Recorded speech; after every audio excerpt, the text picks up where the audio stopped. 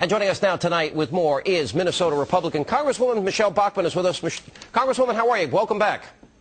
I'm doing great, Sean. Thanks again for the invitation. Now, you notice in that move on Ed, now you have been the target, and I was reading a lot about you today in preparation for our interview. You have been targeted. They're doing everything they can do to smear, besmirch, attack every aspect of you and what you say in your life. How are you dealing with it in your political career? Well, it's all about shooting the messenger, because this week I had made a confrontation of the Obama administration. Is this, number one, constitutional, what they're doing? I don't think it is. And number two, I'm very concerned about the international moves they're making, particularly the question that there was about moving the United States off of the dollar and onto a global currency like Russia and China are calling for.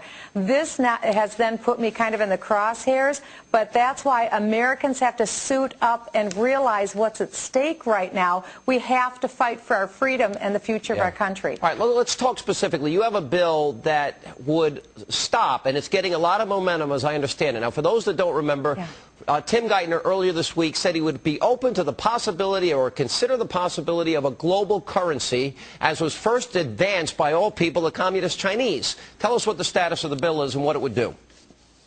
Well, what I have done is put together a bill. I have about 30 members of the House of Representatives that have signed on. It would bind the president or his designee from putting the United States into either an international agreement or a treaty that would take the United States off of the dollar and put us on an international global currency, a one world currency government. And right now, this isn't talk. Russia has called for this, China, India, South Africa, Brazil, the United numbers Nations. Of stations, United Nations at the G20. So that's why in Financial Services Committee on Wednesday, I put the question directly to our Treasury Secretary and our Federal Reserve Chair, asking them, will you categorically denounce taking the United States off the dollar? They said yes, they would denounce it, but the very next day, before the Council on Foreign Relations, our Treasury Secretary, Tim Geithner, said that he would be open to this suggestion. So which Tim Geithner do we believe? Well,